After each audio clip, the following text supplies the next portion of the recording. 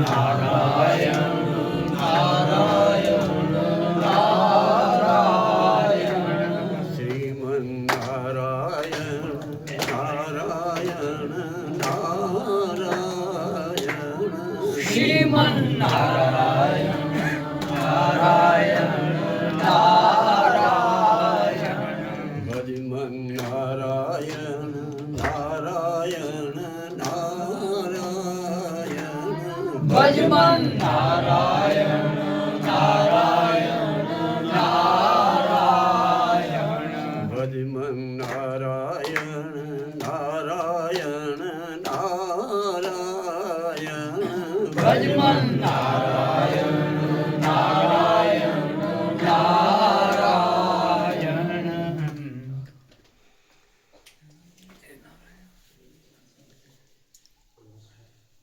બોલે તે બીજો નહીં, પરમેશ્વર પોતે. અને જે સાંભળી રહ્યા છે એ પણ બીજો નથી, એ જ પરમેશ્વર છે. આપણે બધા પરમાત્મા ઈશ્વરના અંશ જ છીએ. કોઈ ઈશ્વરથી જીવ જુદો જ નથી, પણ માયાના આવરણના કારણથી જે પરમાત્મા આપણી સાથે રહેલા છે, જે સતત મને અને તમને જે પ્રેરણાઓ કર્યા કરે છે, એ પરમાત્માને હું અને તમે ઓળખવાને માટે પ્રયત્ન કરવું જરૂરી છે કે હું કોણ છું. આપણે અહંકારના કારણથી, માયાના બંધનથી એવું સમજીએ છીએ કે ફલાણું મારું નામ છે, ફલાણું મારો ગામ છે, ફલાણું મારો કુળ છે. પણ નારાયણ, જ્યારે જ્ઞાનની પ્રાપ્તિ થશે ત્યારે તમને સમજાશે કે હું એક ઈશ્વરનું તત્વ છું, બ્રહ્મ સ્વરૂપ જ છું. હું મારા ભગવાનથી અલગ નથી. મારો નારાયણ મારી સાથે જ છે. 24 કલાક મારો પરમાત્મા મારું રક્ષણ કર્યા કરે અને સતત મારી સાથે પ્રેમ કર્યા કરે.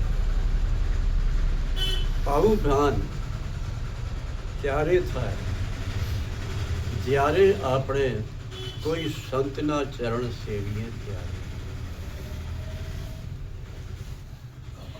સંત ચરણ, હરિકથા, સત્સંગ એ મને અને તમને જો જિજ્ઞાસાથી, પ્રયાસથી જો એ શ્રવણ કરવામાં આવે તો ધીરે ધીરે હું બ્રહ્મ સ્વરૂપ જ આત્મા જ છું. હું કોઈ સાધારણ નથી. સત્સંગનું મહિમા દેવર્ષિ નારદજી મહારાજે વ્યાસજીને સમજાવ્યો કે વ્યાસ, સત્સંગ કેટલો મહાન છે, કેવો એનો પ્રભાવ છે અને કેટલી એની અંદર શક્તિ રહેલી છે.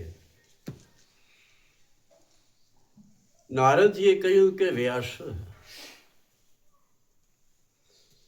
હું એક દાસી પુત્ર અને મારો સંગ હતો એ અશુદ્ધ જાત્રી સાથે.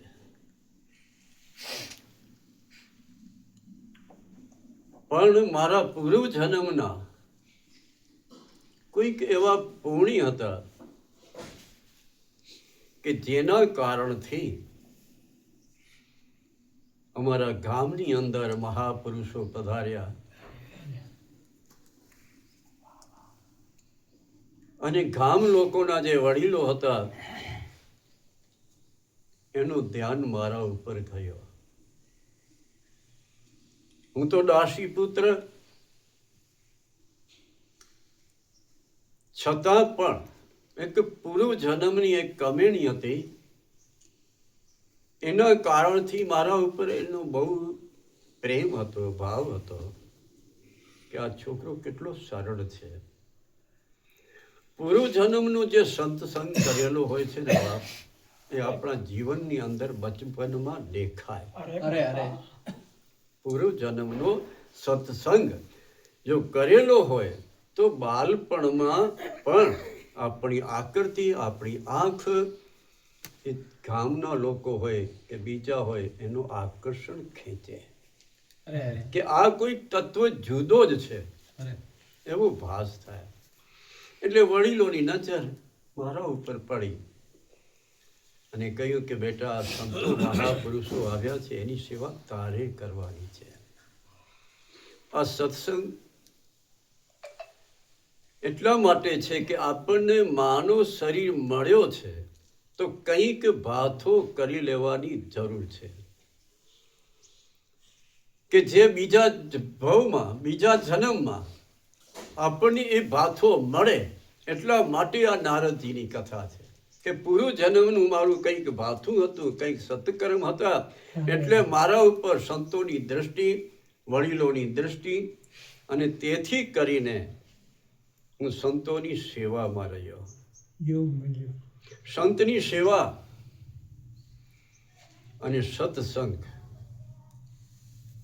એ બે જો સાથે મળીને આપણને મળી જાય તો સમજવાનું કે પરમ તત્વની મારા ઉપર કૃપા છે. અરે જે બાપાએ કહ્યું કે નિરાકાર, સાકાર, નિરાકાર જે તત્વ છે એ નિરાકાર તત્વ સામે દેખાતા નથી, પણ એની પ્રેમની જે વર્ષા છે એ સતત ચાલુ જ છે, ચાલુ જ છે. એવું નથી કે આ પાપી છે કે આ પુણ્યશાળી છે, એની વર્ષા ચાલુ ને ચાલુ જ છે. પણ પાત્ર બનવાની જરૂર છે. પાત્ર બનો. મહાપુરુષે કહ્યું કે પાત્ર બનશો તો એ વર્ષાના જે બૂંદ છે એ તમે ઝીલી શકશો. જ્યારે એ બૂંદ ઝીલી શકાશે ત્યારે તમારું જીવન ધન્ય બની જશે મારા બાપ.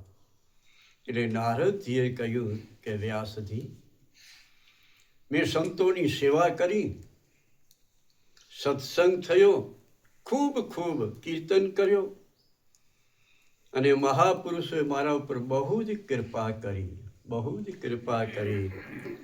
અને પછી કહ્યું કે બેટા, તું કોઈ હલકી જાતિનો નથી, તું કોઈ દાસી પુત્ર કહેતો હોય તે પણ તું નથી, તું તો હરિનો દાસ છે. હરિદાસ તારું નામ. જે એક તુલસીદાસે કહ્યું કે તુલસી બન કી ઘાસ, તુલસીદાસના શબ્દો છે ને, તુલસી બન કી ઘાસ, કૃપા ભઈ રઘુવીર કી, તો તુલસી ભયો તુલસીદાસ. આ સંતોની કૃપા કે બેટા, તું હવે ભીલ જાતિનો કે દાસી પુત્ર નહીં, પણ તું તો મહાન સંત જ, અને તું, તારું નામ હવે હરિદાસ છે. તું હરિનો સેવક છો. હરિનો સેવક જ્યારે, સંતો જ્યારે અભિપ્રાય આપે કે આ સજ્જન છે, ત્યારે સમજવાનું કે મારા પાપ ખલાસ થઈ ગયા, મારા પાપનો નાશ થયો. અને એ નારદજી વ્યાસ નારાયણને ભાગવત કથા વિશે સમજાવે છે. ભાગવત કથા અતિ પવિત્ર, અતિ સુંદર, અને જે ભાગવતની અંદર પ્રેમ છે એવો પ્રેમ તો ક્યાં દેખાતો નથી ગ્રંથોમાં. એવો પ્રેમ ભાગવતમાં છે. કારણ કે પરીક્ષિતનો ઉદ્ધાર કર્યો, અને ધંધુકારીનો ઉદ્ધાર કર્યો, અને ભક્તિનો પણ ઉદ્ધાર કર્યો, એ ભાગવત છે. ભાગવત આપણા પરમ પૂજ્ય ડોંગરાજી મહારાજ કહેતા કે ભાગવત સાંભળીને જવાનું, ભાગવત સાંભળીને જવાનું, મર્યા પછી નહીં.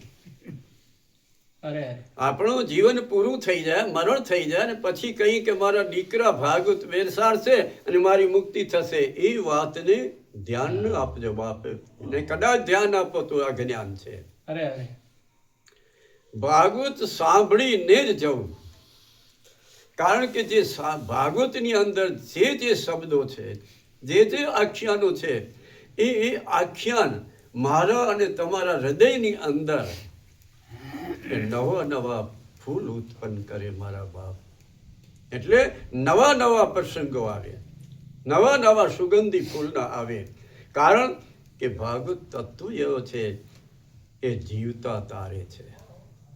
ભાગવતની અંદર ભાગવત સાથે જો પ્રેમ કરવું હોય, ભાગવત જો સાંભળવી હોય તો વક્તા અને શ્રોતા નિષ્કામ ભાવથી સાંભળવાની. ભાગવતનો ફળ છે નિષ્કામ ભાવ. વક્તા નિષ્કામ હોવો જોઈએ, વક્તા આચરણ સુધી હોવી જોઈએ, વક્તા મધુર વાણી હોવી જોઈએ. બોલે એ બધાને પ્રિય લાગે એવું બોલે. એક એક વ્યક્તિને એવું, ભલે ને પાપી હોય કે ક્રોધી હોય, જે હોય તે, પણ તમારા મુખમાંથી મધુર વાણી નીકળે તો એ પાપી ઉપર પણ અસર કરે,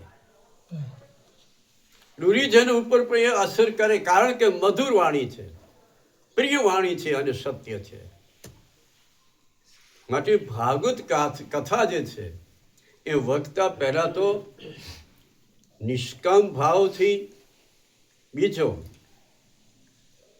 શુદ્ધ ચરિત્ર હોવું જોઈએ, અને ત્રીજો સર્વની અંદર પરમાત્માના પોતાના ઈષ્ટના દર્શન કરે એવો વક્તા હોવો જોઈએ. શ્રોતા એવો હોવો જોઈએ ઈર્ષા રહિત, કોઈની ઈર્ષા નહીં અને કોઈની નિંદા પણ નહીં, એવો શ્રોતા હોવો જોઈએ. આપણે બધા બધું સાંભળ્યા કરીએ છીએ પણ ઈર્ષા નથી છોડી શકતા અને નિંદાએ છોડી શકતા નથી. અને પછી કહી કે ડોંગરેજી બાપા હતા ત્યારથી કથાઓ સાંભળીએ છીએ, બસ મન સુધરતો નથી. ક્યાંથી સુધરે? તમે મન ભગવાનને આપતા જ નથી, મન કથાને આપતા જ નથી, મન સત્સંગને આપતા જ નથી. ખાલી તમે બેઠા જ છો. પછી ભાગવતનું શું વાંક? પછી સંતોનું શું વાંક? તમે પોતે હું કોણ છું અને કેવી રીતે સાંભળું છું, મારી દૃષ્ટિ કેવી છે, મારો મન કેવો છે, પહેલા એ જુઓ. સત્સંગમાંથી કોઈ પણ માણસ સમજે કે સત્સંગ કર્યો તેથી હું શ્રીમત થયો છું, એ વાત ખોટી છે. કોઈ દિવસ સત્સંગ, સંતો અને ભગવાન કોઈ દિવસ કોઈને માયા આપતા જ નથી, શ્રીમંતય આપતા જ નથી. એ તો સત્સંગ, હરિકથા, સંતો અને પરમાત્મા એ તો આત્માનું કલ્યાણ કરવા માટે ધોધ વયા કરે છે વાણીનો, કે કોઈ પણ જીવ આત્માનું કલ્યાણ થાય, અને કલ્યાણ માટે જ સત્સંગ છે.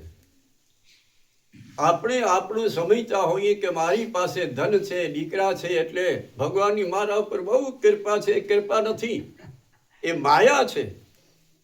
આપણને ખાડામાં નાખે છે, 84 લાખ જોનીમાં ભટકવું પડે છે, માયા છે. આપણે દીકરાને કહી કે આ મીઠી માયા છે, આખર તો માયા છે ને, મીઠી કે કડવી, આખર તો માયા. માયાનો અર્થ શું થાય? કે જે નથી છતાં દેખાય, એનું નામ માયા. વસ્તુ જ નથી. આખા જગતની અંદર મારી કોઈ વસ્તુ નથી, છતાં હું કહું છું કે આ બધું મારું છે, એનું નામ માયા. સાંજે તમે અંધારામાં નીકળો અને એક દોરડો પડ્યો હોય અને એ દોરડાને જોઈને તમે 2-4 પગ પાછા હટી જાઓ, એ સરપ, અને ત્યાં કોઈ જ્ઞાની માણસ આવે અને બત્તીની લાઈટ કરે તો તમને સમજાય કે આ તો દોરડું છે. ત્યારે તમારો ભય નીકળી જાય. જ્યાં સુધી માયા સાથે સંબંધ છે ત્યાં સુધી તો ભય રહેવાનું જ છે, મરવાનું. જ્યારે માયા છૂટી જાય એટલે ભયમાંથી મુક્ત, પછી ભય રહેતોય નથી. મહાપુરુષો તો મૃત્યુને બોલાવ્યું છે, કે તું આવ, અમે તૈયાર છીએ. કારણ કે માયાથી મુક્ત છે. આપણે બધા માયા સાથે બંધન રહેલો છે. એના કારણથી ભયમાં, એના કારણથી આપણે 24/24 સતત કલાક પીડાયાદ કરીએ છીએ, પીડાયાદ કરીએ છીએ 24/24 કલાક. કારણ કે માયા કોઈ દિવસ શાંતિ આપતી જ નથી. માયા કોઈ દિવસ હસાવે નહીં. હસાવનાર તો મારો હરી છે, એ હસાવે. માયા તો રડાવે જ. જ્યારે જ્યારે તમારી માયા તમારી છૂટી થશે એટલે તમે રડવા લાગશો. એ નક્કી માનવાનું. પછી દીકરો હોય, પછી ધન હોય, કે બંગલો હોય, કે ગાડી હોય. પ્રારબ્ધનો સમય જો બદલી ગયો અને તમે જે બંગલાવાળા હતા, ગાડીઓવાળા હતા, અને એ કદાચ ઉઠ ગાડી ઉપર બેસવું પડે ત્યારે તમે રાડ કરો, મારી ગાડી ક્યાં ગઈ 3 કરોડની. ત્યારે તમારે રડવું પડે. એના કરતા માયા સાથે સંબંધ ન રાખો. માયાના જે પતિ છે, મારો નારાયણ છે, એને વંદન કરો, એની સેવા કરો, એને પૂજનીય માનો મારા બાપ, જેથી કરીને તમે તમારા આત્માનું કલ્યાણ કરી શકો. તો કહેવાનો મતલબ એ છે કે માયા કોઈ દિવસ કોઈને સુખી કર્યો નથી. સુખી કરનાર તો એક જ પરમાત્મા છે. અને તમારા મનને શાંતિ આપવા માટે હરિકથા છે, મનને શાંતિ મળે એના માટે સત્સંગ છે. અને મન પ્રસન્ન રહે, મન 24/24 કલાક પોતાના ઈષ્ટના દર્શન કર્યા કરે, એના માટે માનસિક સેવાની જરૂર છે. જે માનસિક સેવા કરતા હશે એને પોતાનું પરમાત્મા, પોતાનો ઈષ્ટ આખો દિવસ દેખાયા જ કરશે કે અહીં ભગવાન છે, અહીં ભગવાન છે, અહીં ભગવાન. જ્યાં સુધી મન ભગવાન સાથે જોડાય નહીં ત્યાં સુધી તો સમજી લેવાનું, ભલે હું રામાયણ વાંચું, ભાગવત વાંચું, ચાહે કાવ્ય બનાવું, જે કંઈ કરું, પણ સમજી લેવાનું કે હજી ભગવાનથી, સત્યથી હું છૂટો છું, અલગ છું. એ નક્કી માનવાનું. સત્ય વસ્તુ એ જ છે કે તમે તમારા ભગવાનને ઓળખો કે હું કોણ છું, મારો કોણ છે, એને ઓળખવાની કોશિશ કરો. ભગવાન આપણી અંદર છે, છતાં આપણે કોઈ ભગવાનના દર્શન કરીએ છીએ? નારાયણ જુઓ તો ખરા, તમે અંદર જ છે. અને એ જ્યારે નીકળી જાય, એને જ્યારે આ શરીરમાં, બંગલામાં, મંદિરમાં જ્યારે એને મજા ના આવે ત્યારે છૂટો થઈ જાય તો 4 જણા ઉપાડી જાય, આપણું કામ પૂરું. એને ઓળખો, એની સાથે, મન સાથે એનો પ્રેમ કરો તમે કે તમારી અંદર જે છે એ 24 કલાક 5-5 મિનિટે તમે તમારા ઈષ્ટના દર્શન કરો તો એ તમારો ઈષ્ટ તમને પાપ કરવા દેશે જ નહીં. કારણ કે એને ખબર છે કે મારી શરણાગતિ લીધી છે, એ મારો છે. મારો ત્યારે કહેવાય જ્યારે મારો થઈને રહે ત્યારે કહેવાય, નહીં તો મારો કહેવાય નહીં.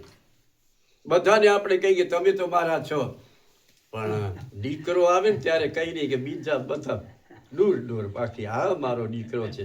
જેમ દીકરાને તમે તમારો સમજો છો એવી રીતે તમે તમારા ભગવાનને સમજી લો કે આ મારો ભગવાન છે, આ મારો ઈષ્ટ છે.